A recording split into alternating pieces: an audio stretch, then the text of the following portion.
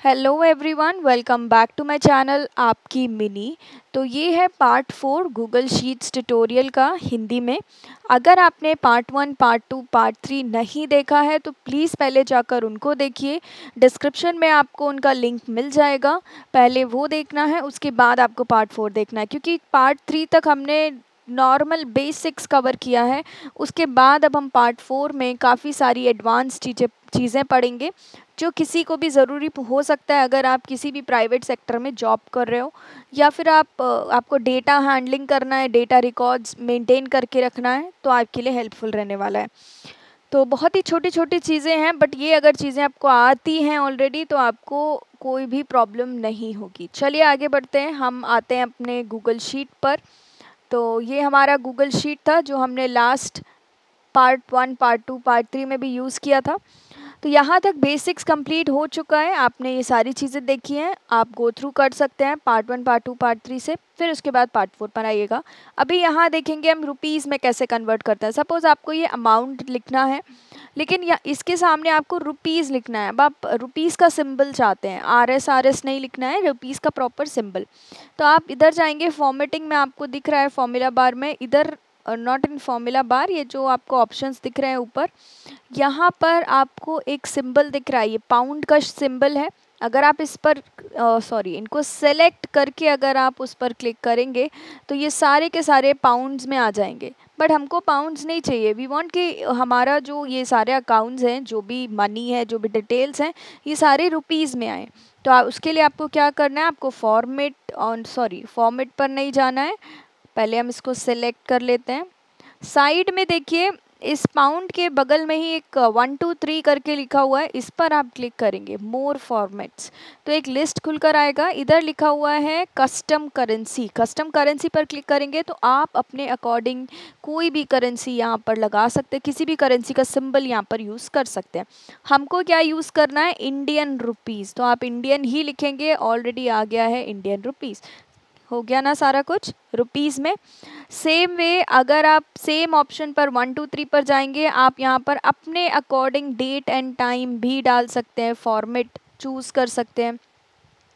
उसके अलावा काफ़ी सारे ऐसे ऑप्शन है इस 1 2 3 में, फाइनेंशियल से रिलेटेड, अकाउंटिंग से रिलेटेड। तो बेसिकली जब आप अकाउंट्स का रिकॉर्ड मेंटेन करते हैं तब आपको इसका ज़रूरत पड़ता है। तो ये कहीं भी पढ़ सकता है, इट्स नॉट नेसेसरी, इसलिए इसका आना ज़रूरी है। ठीक है, डेट एंड टाइम भी आप अपने अकॉर्डिंग कस्टमाइज़ कर सकते हैं, आप अपने अकॉर्डिंग चूज़ कर सकते हैं, डे, मंथ, ईयर, किस टाइप का फॉर्मेट आपको ज़रूरी चाहिए, राइट। इस टाइप से डेट लिखना चाहते हैं, 5 अगस्त 1930 लिखना चाहते हैं, 5 अगस्त पूरा लिखना चाहते हैं, या AUG लिखा हुआ है या इस फॉर्मेट में, तो ये अपने हिसाब से आप कस्टमाइज़ कर सकते हैं।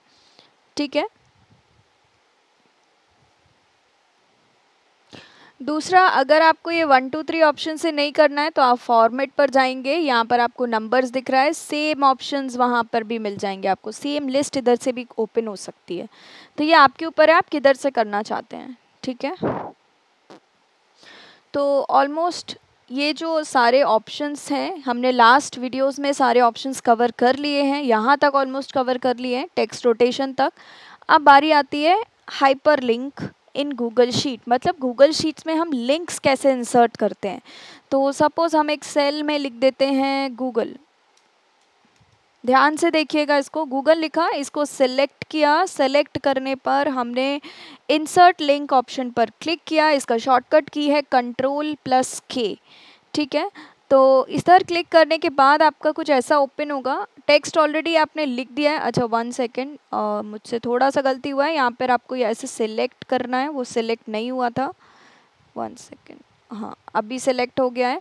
अब आपको फिर से उधर जाना है, सेम ऑप्शन पर, हाँ अब यहाँ पर एक सेलेक्ट लिंक आ चुकी है, एक बॉक्स खुला है, उधर आप कोई भी वेबसाइट का किसी भी लिंक का को शेयर कर सकते हैं, पेस्ट कर सकते हैं।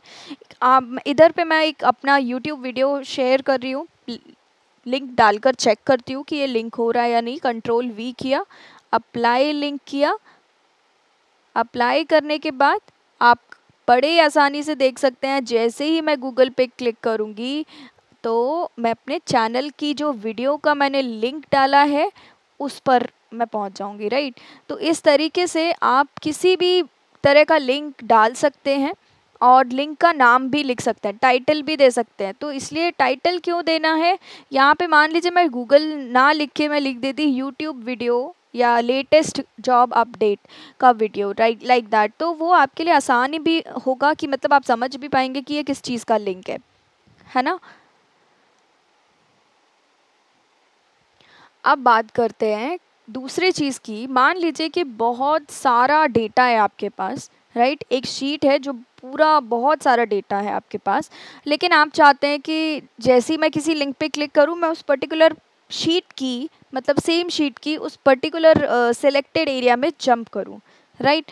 तो यहाँ पर आप क्या करेंगे, लेट्स से हम क्लिक लिख देते हैं, यहाँ पर हम क्लिक को सिलेक्ट करेंगे, यहाँ पर सेम हाइपरलिंक ऑप्शन पर क्लिक करना है, यहाँ पर आपको शीट्स एंड नेम्ड रेंजेस लिखना है, क्लिक करना है, सॉरी, और यहाँ पर क्लिक करने के बाद select a range of cell to link, जिससे आपको लिंक करना है। तो हम नीचे आएंगे, कोई भी सेल सेलेक्ट कर लेते हैं, मान लीजिए ये सेलेक्ट कर लेते हैं, राइट, ये सेलेक्ट कर लिया, ठीक है।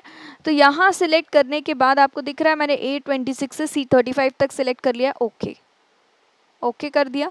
तो आप ये देखिए क्लिक पर जब हमने ओके किया तो यहाँ पर जब आप क्लिक करेंगे तो ये रेंज आ गई, मतलब जैसे ही आप क्लिक पर क्लिक करते हैं आप सीधा उधर पहुँचेंगे, वो जो आपने सिलेक्ट किया था ना ये सेल्स, ऐसे पहुँचेंगे। और आप किसी और शीट का भी लिंक दे सकते हैं, फॉर एग्जाम्पल स्टूडेंट डिटेल्स डाल देते हैं हम, स्टूडेंट डिटेल्स या सिर्फ डिटेल्स, और हम यहाँ पर लिंक दे रहे हैं दूसरी शीट का, राइट। तो यहाँ पर आप दूसरी शीट का भी सेम तरीके से लिंक दे सकते हैं। फॉर एग्जांपल स्टूडेंट डिटेल पर क्लिक किया, हाइपरलिंक ऑप्शन पर क्लिक किया, तो हमारा एक और शीट है sample1 जिसमें स्टूडेंट डिटेल्स हैं। तो जैसे ही हम इस पर क्लिक करेंगे ऑलरेडी लिंक डल चुका है। अब आप जैसे इस पर क्लिक करेंगे, sample1 पर क्लिक करेंगे, तो आपका जो भी स्टूडेंट्स डिटेल वाला शीट है वो खुलकर ओपन हो जाएगा।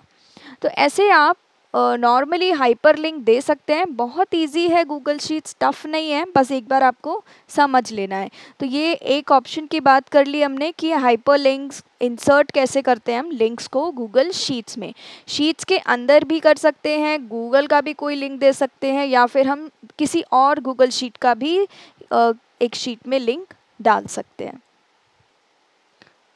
अब बारी है नेक्स्ट ऑप्शन की, जो कि है कमेंट का। जैसे आप इधर देख रहे हो इंसर्ट कमेंट, इंसर्ट कमेंट का मतलब है अब यहाँ पर अमाउंट लिखा हुआ था, हम वापस से लिख देते हैं। जैसे ही आप अमाउंट को सिलेक्ट करेंगे, आप अमाउंट के रिगार्डिंग कमेंट करना चाहते हैं तो इस पर क्लिक करेंगे, तो यहाँ पर आप, मेरा जो लॉगिन है वो डिजिटल मिनी मेरा आईडी है, तो उसके थ्रू कमेंट जाएगा। अभी मैंने बोला है कि डिस्प्ले अमाउंट इन डॉलर्स।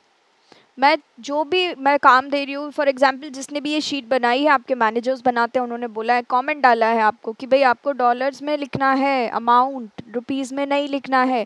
तो जो भी होगा, जो भी ये कर रहा होगा ना गूगल शीट में चेंजेस, तो वो जब जैसे ही ये सारे रुपीज़ को डॉलर्स में चेंज कर लेगा, वो वापस से अमाउंट पे क्लिक करेगा एंड यहाँ रिजॉल्व का ऑप्शन आता है या टिक मार्क आएगा।